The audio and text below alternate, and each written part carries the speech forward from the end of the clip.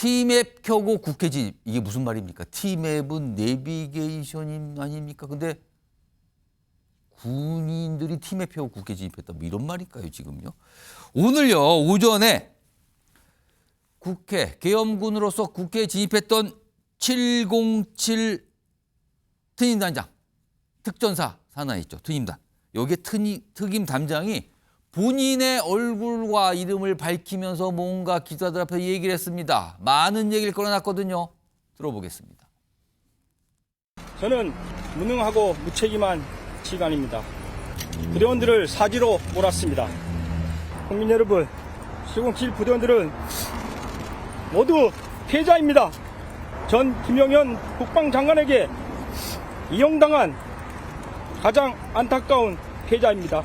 처음에 국회로 가라는 지시를 받고 저는 사실 국회가 어떻게 생긴지 몰라서 T맵을 켜가지고 어떻게 생겼는지 구도를 확인하면서 운동장이 뒤편에 있고 가운데 의사당이 있고 그리고 해관으로 보이는 다른 큰 건물이 옆에 있는 것을 인지했습니다. 이경희 변호사, 지금 이 계엄 사태 관해서 내란죄 혐의로 수사가 진행 중입니다. 그런데 그 계엄의 이 부대 702 특임단 그리고 특임단장이 투입이 된 겁니다. 근데 오늘 기자 앞에서 본인은 피해자다. 말도 안 되는 상황에서 억울하게 됐다라는 걸 호소하고 있습니다. 이 특임단장과 계엄군의 책임은 어떻게 되는 겁니까, 이거는? 뭐 일단은 사실 이 행동을 봤을 때는 이게 어쨌든 내란에 해당하는 그런 폭동 행위를 같이 이제 가담한 게 아닌가 이렇게 이제 생각이 되는데, 근데 이런 부분들에 있어서 어쨌든 뭔가 이 계엄과 관련해서 이런 위법적인 그런 지시에 대해서 상관의 명령에 따를 수 없었다. 뭐 본인은 이제 군인이기 때문에 이런 명령에 대해서 복종할 수밖에 없었다. 이런 아마 논리로 가게 될 것 같지만, 근데 계엄 자체가 만약에 위헌이고 위법적인 그런 이제 명령에 해당한다면 사실 이런 부분들에서 아무것도 몰랐고 나는 그 명령을 수행을 할 수밖에 없었다라고 하는 걸로 정당화될 수는 없습니다. 예. 이런 부분들에 대해서 위헌적인 그런 명령에 대해서는 어쨌든 이게 정말 군 내부에서 상명하복 관계에 있다고 하더라도 그 책임을 피할 수는 없을 것 같고요. 근데 군이란 특수조상 명령을 내린 거잖아요. 그러면 또 만약에 그때 당시에 명령에 따르지 않으면 또 항명이 되는 거잖아요. 그 순간은 또. 그렇습니다. 항명으로 엮일 수는 있겠지만 근데 이게 위헌적인 그런 명령에 기반해서 이루어졌던 명령이기 때문에 이걸 따르지 않는다고 해서 항명죄로 처벌이 된다라기보다는 오히려 뭐 위법성이 조각되는 그런 정당 행위로 본다든지 이런 식으로 갈 여지가 생기는 것이지, 정말로 이런 부분들에 대한 명령이 있었다라고 하더라도 이걸 따를 수 없었기 때문에 반드시 본인들이 피해자라고 주장을 하는 것은 사실 좀 뭐 앞으로의 그런 절차들을 통해서 좀 지켜봐야 될 부분인 것 같고요. 어쨌든 이런 부분들에 대해서 지금 계엄군들이 뭐 책임을 면할 수 있다, 이렇게 지금 판단을 하기에는 조금 어려운 부분이 있는 것 같습니다. 이와 관련해서 오늘요, 이 701 특임단과 관련해서 좀 설명이 좀 나왔어요. 들어보겠습니다. 김용현 국방부 장관이 국회 본청에 있는 국회의원들을 끌어내라 지시를 직접 내렸다고 했는데, 대변인께서 그때 벙커에 계셨다고 했는데 그런 지시 들으셨나요? 제가 본과에 있었던 건 사실인데 그런 지시를 내렸는지는 제가 아는 바는 없고 아마 수사를 통해서 밝혀지리라 생각합니다. 요 송영 대변인은 이부 계엄군들을 이거 어떻게 봐야 됩니까? 철저하게 수사해야죠. 철저하게 수사해서 단 한 명도 남김없이 관련된 사람들은 다 재판에 넘기고 엄히 처벌받게 해야 됩니다. 그것에 대해서 아마 지금 우리 국민 중에 누구도 이의가 없을 거라고 생각합니다. 그리고 지금 김용현 국방장관은 저 707 특임단에 국회의원이 150명이 안 되도록, 그러니까 과반수가 국회 본회의장에 있지 못하도록 끌어내라는 취지의 지시를 했다고 하면요, 저것은 내란 중요 임무 종사에 해당해요.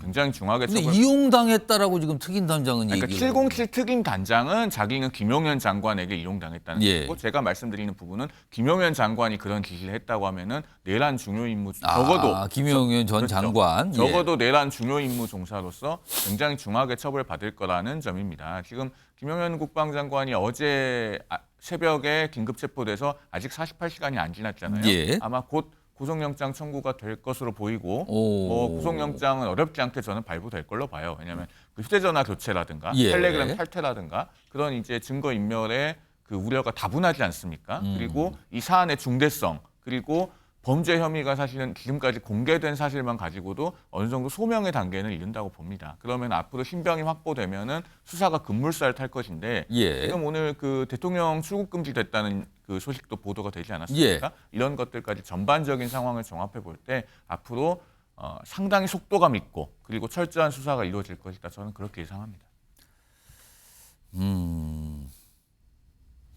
박시환 교수님. 계엄군으로 투입된 부대가 여럿이 됩니다. 사령관들 경우 이제 직무가 배제가 됐죠. 그리고 이제 수사 대상이 올랐습니다. 그런데 이들의 지시, 그러니까 김용현 전 장관부터 쭉 이게 연결이 되고 있어요. 지시를 받고 계엄군으로 진입을 하고 투입됐던 군인들. 글쎄요, 많은 분들 그 군인들은 무엇인가? 누구의 자식, 누구의 이웃. 이거 어떻게 봐야 되는 겁니까? 이거? 저는 뭐 경중과 옥석을 가릴 필요는 있다고 봅니다. 예. 실제로 방첩사에서는 예. 이제 성관이 예. 이렇게 이제 가라고 그랬을 때 거기에 대해서 명령을 거부했다가 요것도 먹고 아. 맞은 군인도 있어요. 오. 자, 이렇게 따지면 적극적으로 이런 위헌성과 내란의 성격을 알았다면 적극적으로 행동하는 게 맞다고 봅니다. 그렇지 않았다라면은 처벌, 징계는 저는 불가피하다. 다만 이분들의 이제 그 전문성이 있잖아요. 예. 대테러 임무를 하시는 분들 이런 분들의 전문성을 고려를 하고 또 그분들이 실제로 내란에 가담한 경중 이런 거를 시간이 지나면 잘 따져볼 필요가 있겠다. 지휘계통에서 명령을 내린 고위 간부들, 예. 지휘부 이분들에 대해서는 뭐 엄중한 처벌이 필요합니다. 이건 말할 것도 없습니다. 하지만 그 명령이 내려가면 내려갈수록 제가 이걸 안 떠올릴 수가 없는데 해병대 수사단장에 대한 항명죄 예. 얼마 전에 이 항명죄로 선고를 구형을 했잖아요. 검찰이, 군검찰이. 자, 이런 분위기를 만들어 놓은 것도 결국은 뭐 이거는 솔직히 말해서 이거 계엄에 대한 일종의 뭔가 플랜 안에 들어있는 거 아니냐라고 할 정도예요. 정말로 국민들의 상식적으로 해병대 수사단장에 대한 항명죄가 말이 안 된다라고 생각을 했고 그리고 군 검찰이 이제 와서 이거를 항명죄로 구형을 할 거라고 아무도 예측하지 않았는데 그럼에도 불구하고 군 검찰이 항명죄를 갖다가 적용해서 예. 구형을 했거든요. 결국은 이런 그 넓은 의미에서 보면 군 장악, 즉 자신들이 불법적인 명령을 내리더라도 따를 수밖에 없는 그런 구조를 만든 것이기 때문에 여기까지 연관을 시켜본다면 그 긴 그림에서 판단하고 또 거기에 따라서 경중을 가릴 필요는 있겠다라고 봅니다. 자, 이게 좀 며칠 됐어요. 뭐 이게 군 투입이 뭐 1시간 정도의 시간을 두어서 갔다 아니다 뭐 이런 얘기 나오거든요. 특전사 쪽에서 나온 설명들이 좀 있었습니다. 들어보겠습니다. 임무 지시를 받았을 때 이 상태가 다 간부들이 지금 다 퇴근해 있는 상태였기 때문에 비상 소집을 하고 출동 준비를 갖추고 또 이렇게 이동하다 보니까 시간이 좀 많이 지체가 좀 됐습니다. 707은 이제 헬기로 투입시키다 보니까 헬기가 준비하는데 지금 제 기억으로는 뭐 50분 이상이 소요가 돼서 헬기가 전개되는데 좀 늦었습니다. 네. 특전사령관 지금 이제 직무 배제가 되니까 전 특전사령관이 됐는데 이경규 변호사 특전사령관 보니까 어떻게 보면 약간 좀 소극적인 상황이었다라는 걸 강조하는 것 같죠. 아무래도 지금 보면은 글쎄요. 이제 일단 수사 대상에 오른 거죠. 지금 저 특전사령관. 네, 맞습니다. 저런 설명들이 향후에 좀 어떻게 좀 영향을 미칠까요? 뭔가 이제 적극적으로 가담을 하질 않았다라는 부분에 대한 좀 주장을 하고자 하는 걸로 보이긴 하는데 예. 근데 어쨌든 이제 투입이 돼서 임무를 수행을 하는 그런 이제 과정까지는 나아간 것은 맞기 때문에 예. 이 부분에 대해서 이제 재책을 뭐 피하기는 조금 어려울 것 같고요.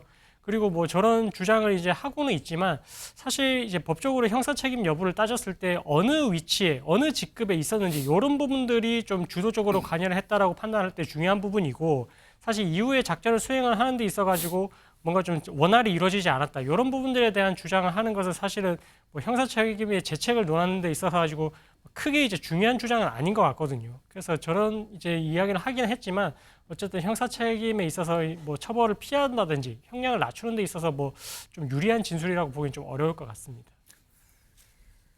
자, 요 상황인데요. 송영 대변인 나오셨으니까요. 이 국민의힘과 관련된 상황 앞서서도 조금 다뤘어요. 이 주제는. 근데 이제 많은 분들이 여전히 풀리지 않기 때문에 궁금해합니다. 한동훈 대표가 이제 질서 있는 퇴진을 방안으로 제시했습니다. 근데 구체적인 건 아직 없어요.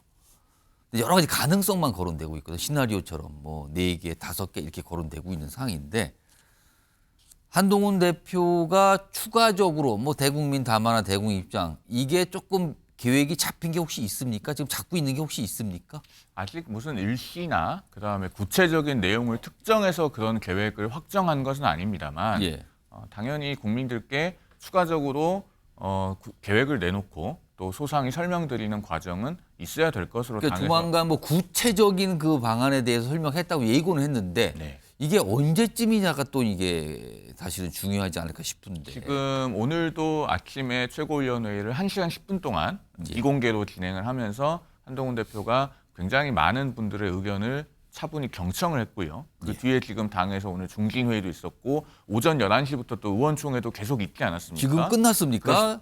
아까 진행- 그 곽규택 수석 대변인이 그 가닥이 잡혔기 때문에 브리핑을 했을 겁니다. 어. 오늘 논의하는 부분에 예. 대해서는. 그래서 지금 그렇게 당에서 중지를 모아가는 과정이 있습니다. 그리고 내일 모레 이틀간 원내대표 후보 등록을 받아서 목요일에 지금 원내대표 선출을 하거든요. 예. 그러면은 그런 과정들을 통해서 좀 논의를 집약을 하고 그 다음에 구체적인 계획을 국민들께 소상하게 말씀드리는 시점이 있지 않을까 그렇게 예상을 하고 있는데 아직까지 그 계획이 시기적으로 또는 그 구체적인 내용에 관해서 확정이 된 것은 아니고 여전히 그 혹시요 용산 그러니까 대통령실 또는 윤석열 대통령의 추가적인 어떤 입장 발표 이런 얘기가 혹시 나오는 게 혹시 여당 내에서 있습니까? 글쎄요 대통령께서 사실상 당에 다 일임을 한다고 하셨는데 예. 거기에 대해서 대통령이 직접 어떤 추가적인 입장을 밝히는 것이 적절할지에 대해서는 좀 신중한 입장이 필요할 것 같습니다. 박찬원 교수님 질서 있는 퇴진인데 아직 구체적인 안은 나오지 않은 질서 있는 퇴진입니다. 그래서 이거는 안 된다라고 이거는 뭐 권한도 없고 위헌적일 뿐만 아니라 예. 지금 한동훈 소위 한한 커플의 이 직무대행 시도는 예. 정치적인 능력 자체가 없습니다. 음. 우리 당에 위임했다고 그랬는데 뭐 우리 당의 지금 한동훈 대표가 다수 대표가 아니잖아요. 당 대표는 맞는데 예. 사실상 친윤계 다수 계파에 지금 그거를 갖다가 이제까지 국민의힘의 당론을 한동훈 대표가 의정 갈등도 그렇고 뭐 하나 뒤집거나 끌고 간 적이 있습니까? 자, 그런 상황에서 저는 윤석열 대통령이 굉장히 소위 말해서 한동훈 대표에게 어려운 숙제를 던졌다. 쉽게 얘기하면 꼼수를 했다고 생각해요.